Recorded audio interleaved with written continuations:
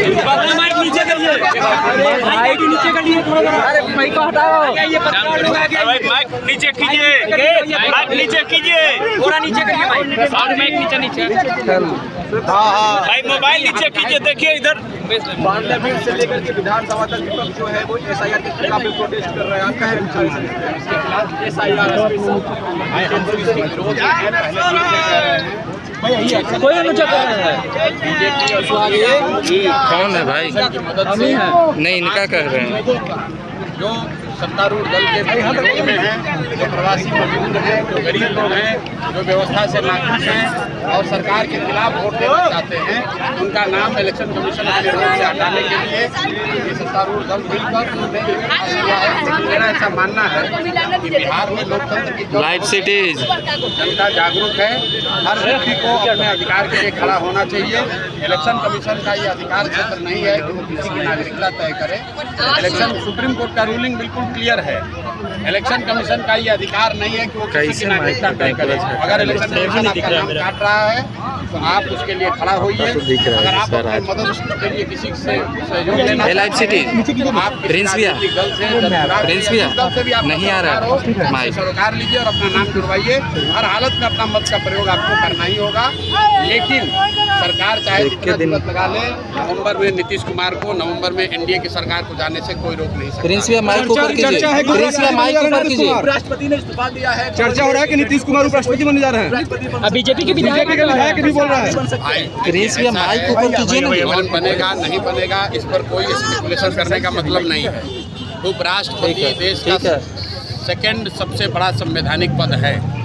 उस पद पर धनखड़ साहब ने इस्तीफा दिया है। अब आप थोड़ा इंतजार कीजिए, जिसकी नियुक्ति होती है हो जाए, उसके बाद ही किसी तरह की टीका टिप्पणी करना उचित होगा। भाजपा के विधायक कह रहे हैं इस बात को लेकर। तो विधायक को क्या मालूम है? विधायक का अब आप बताइए कि जो क्लर्क है वो कलेक्टर का अपॉइंटमेंट कर सकता है, विधायक उपराष्ट्रपति का अपॉइंटमेंट करेगा। उपराष्ट्रपति जो है वो पार्लियामेंट, देश के पार्लियामेंट का अधिकार है।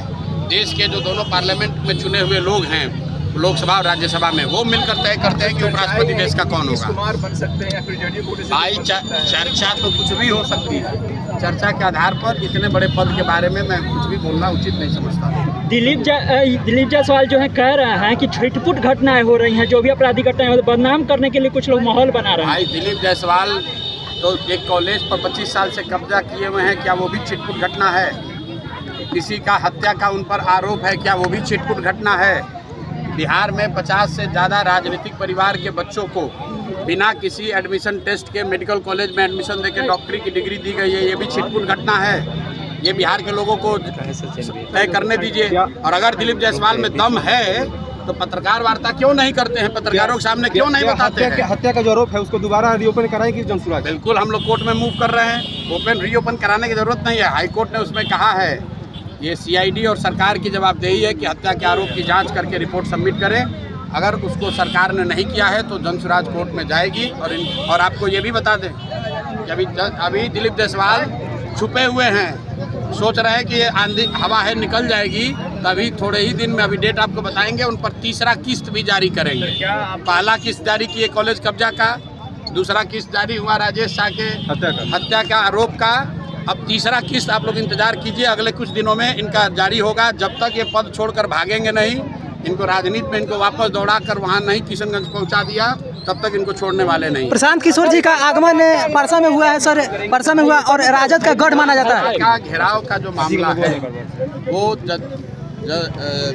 जनसुराज ने आज से 2 महीना पहले 3 विषयों पर, यहाँ जो गरीबों को नीतीश कुमार ने झांसा दिया कि हर गरीब परिवार को 2 लाख